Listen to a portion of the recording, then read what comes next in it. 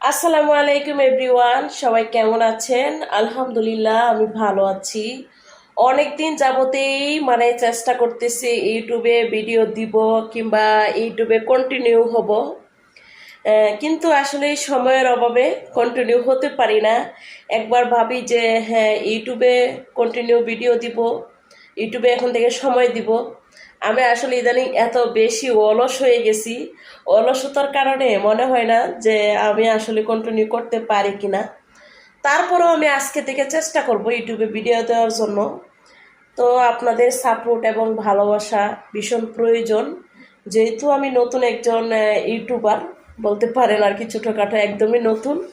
So আপনারা যদি support দেন, আপনারা যদি ভালোবাসা দেন, তাহলেই সম্ভব।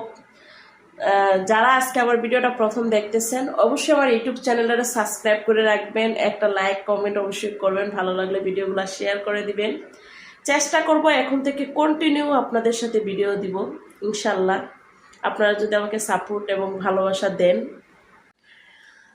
তো আজকে কয়েকদিন যাবৎ ফেসবুকে ইউটিউবে একটা বিষয় নিয়ে অনেক বেশি আলোচনা সমালোচনা হইতেছে। 203-এর সংসার নাকি ভেঙে গেছে। তো এই 203-এর ভিডিও অনেকদিন যাবতই দেখি। তো আমি প্রথম প্রথম যখন এদের ভিডিওগুলো দেখতাম, তখন না অনেক ভালো লাগতো যে আসলে এদের 203-এর ভিতরে কত মিল, কত মহব্বত। কিন্তু হঠাৎ করে যে এদের মিল মহব্বত এইভাবে নষ্ট হয়ে যাবে, একদমই চিন্তা করতে পারি নাই। সব থেকে বড় কথা হয়েছে, যেই জায়গায় মনে করেন একজন ছেলের বউ তার শাশুড়ির সাথে যদি তার হাজব্যান্ডকে দেখে কথা বলতেছে, সেটাকে সহ্য করতে পারে না।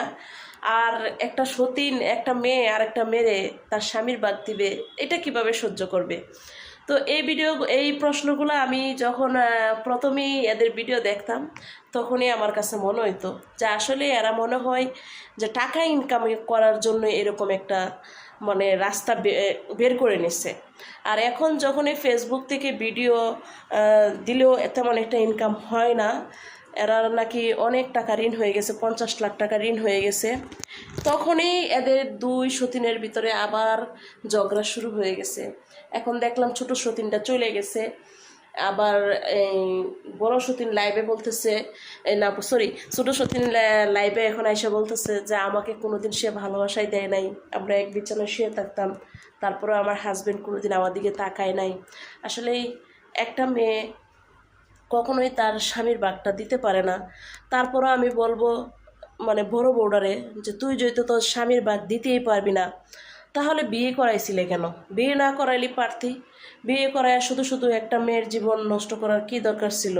আর আকিরে একটা কথাই বলবো, আকি তুমি বিয়ে করার আগে অবশ্যই চিন্তা করার দরকার ছিল যে আসলে কি তুমি তোমার পূর্ণ মর্যাদা পাবা কিনা তাদের কাছ থেকে। এটা কিন্তু আকিরও বোঝার দরকার ছিল।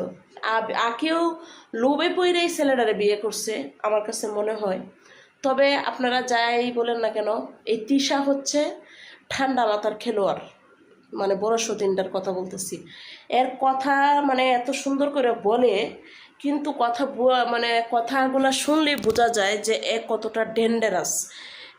একে একে 4টা জীবন নষ্ট করে দিছে। এই আহাত কিন্তু আগে আর একটা বিয়ে করছে, ওর আগের ঘরের একটা মেয়ে আছে, সেই বউটাকেও সে তাড়াইছে। তারপরে তাড়ানোর পরে যখন দেখছে একা একা এই বউ নিয়ে ভিডিও বানাইতেছে, তাদের ভিউ হচ্ছে না, তখনই কিন্তু তারা আকিরে অসহায় পায়া আকিরে তাদের জীবনে নিয়ে আসে। আমার মনে হয় আর কি, আমার ক্ষুদ্র ব্রেনে আমি মনে করতেছি যে এদের মেন টার্গেট ছিল যে ওরা যে 2 সতীন নিয়ে ভিডিও বানাইলে ভিডিওগুলো ভাইরাল হবে, আর এই টাইপের ভিডিওগুলো তো ফেসবুক ইউটিউব সবাই দেখে। কারণ আমাদের বর্তমান সমাজটা এরকমই, নেগেটিভ বিষয়গুলো সবাই বেশি পছন্দ করে এবং বেশি ছড়ায় দেয়। তো ওরা যখন দেখছে যে সিঙ্গেল ভিডিও বানাইলে, এরা শুধু হাজব্যান্ড ওয়াইফ ভিডিও বানাইলে ভিউ কম হয় বড় বউ চলে যাওয়ার পরে, তখনই আমার মনে হয় এরা আবার সিদ্ধান্ত নিছে যে এই ছেলেটা আবার আরেকটা বিয়ে করবে। তাই মনে হয় আকিরি বিয়ে করে নিয়ে আইছে। নিয়ে আয়া ভালো টাকা ইনকাম করছে। কিছুদিন তো দেখলাম এদের মানে কী এক অবস্থা, রাজকীয়, যারা কোটি কোটি টাকার মালিক তারাও এত পরিমাণ শপিং করে না। এক একটা বাচ্চা হয়েছে, মানে ওরা ভিডিওতে দেখায় এই বা ছেলের জন্য 5 লাখ টাকার শপিং, মায়ের জন্য 10 লাখ টাকার গহনা, মানে 2 বই মিলে আজকে 3 লাখ টাকার শপিং করলাম। মানে এই ধরনের ভিডিওগুলো দেখতাম, তখনই মনে মনে ভাবতাম যে এদের আজ হোক আর কাল হোক এদের সংসার ভাঙবে, এটা একদম শিওর। আসলে মানুষের লিমিট থাকা উচিত, যে আমার আজকে 5 টাকা আছে, আমি 1 টাকা খরচ করব কিংবা 2 টাকা খরচ করব, 3 টাকা রাখার দরকার। এটা প্রত্যেকটা মানুষের লাইফে এই জিনিস, যে কোনো ব্যক্তি যার যেরকম ইনকাম, যদি আপনি 5 টাকা ইনকাম করেন, 5 টাকার মধ্যে আপনি 5 টাকা খরচ করে ফেলাইতেছেন, তো আপনার ভবিষ্যৎ কী থাকতেছে? দেখা যায় একটা সময় পরে মানুষের কাছে আপনার হাত পাততে হবে কিংবা আপনার ঋণ হয়ে যাবে। আপনার 5 টাকা ইনকাম হইলে এই 5 টাকা থেকে 1 টাকা হলেও রাখতে হবে। যদি না রাখেন তাহলে লাইফে কিছু করতে পারবে না। কিন্তু এরা এরকম একটা লাইফ লিড করছে যে মানে কোটি কোটি টাকা এদের আসতেছে আর খরচ করতেছে। ইনকাম তো ওরা কম করে নাই, 1 মাসে নাকি 18 লক্ষ টাকা ইনকাম করছে, 1 মাসে 40 লাখ টাকা ইনকাম করছে। এত এত টাকা ইনকাম করার পরেও আজকে কিভাবে তাদের 50 লক্ষ টাকা ঋণ হয়ে যায়, মানে এটা আমার মাথায় ধরে না। তারপরে তাদের বাসায় মানুষের অভাব নাই। এই তিশার ভাই, তিশার ভাইয়ের বউ, তিশার মা, এটু জেড এদের আত্মীয় স্বজন, বড় বউর যে আত্মীয় স্বজন সব তাদের বাড়িতে আইনা রেখে দিচ্ছে। তো এখন আমার কথা হয়েছে, তোরা এগুলা কেন করলি ভাই? মানুষ তো বুঝে শুনে চলে। তো এইগুলা করতে করতে এখন মনে হয় আকির প্রতিও আহাদের সিম্পেতি একটু বাইরে যাইতেছে। দেখছে তিশা জিনের বাপটাপ ধরে আকিরে সরাইছে। এখন আবার জামাইটা কি চেহারা, আল্লাহ মাফ করুক। আসলেই মানুষ, আল্লাহ সৃষ্টি করে মানুষকে ঘৃণা করতে নাই। তারপরে বলতেছি এই লোকটাকে দেখেও তো মানে এমন, মানে একটা যদি বুঝতাম যে না, চেহারা দেখলে বোঝা যেতেছে যে সে 2টা 3টা বউ চালাইতে পারবে, তার সেই এবিলিটি আছে, তাহলে একটা কথা ছিল। কিন্তু বেড়ার এমন ভাবভঙ্গি, মনে হয় যে না জানি বা সে কোন রাজার মানে রাজপুত্র। আসলে এই যে ইন্ডিয়ার ব্লগার আছে না, আরমান মালিক, আমার মনে হয় এরা বাংলাদেশের আরমান মালিক হইতে চাইছিল, যার কারণে এরা এই কাহিনীগুলো করছে। তাছাড়া তো মনে করেন এই কাহিনী এরা কীভাবে করলো আমার মাথায় ধরে না। মানুষ কিভাবে এমন হইতে পারে, আসলে আমি চিন্তা করে পাই না যে এরা কতটা থার্ড ক্লাস। আবার এক বিছানায় তুই 2টা বিয়ে করছিস, ভালো কথা, 2 বড় 2 ফ্ল্যাটে রাখ না, 2 ফ্ল্যাটে রাখে না, একই ফ্লোরে থাকে, একই বিছানায় থাকে, 2 রুমেও রাখে না। মানে কি এক অবস্থা, নির্লজ্জ। বড় বউর মাটারে দেখলে বোঝা যায় যে সে কেমন। কথায় আছে, যেমন মা তেমন মেয়ে, মা গুণে মেয়ে। তো এই হচ্ছে অবস্থা আর কি। আসলে মানুষের কথা কি বলবো, মানুষের কথা বললে শেষ হবে না।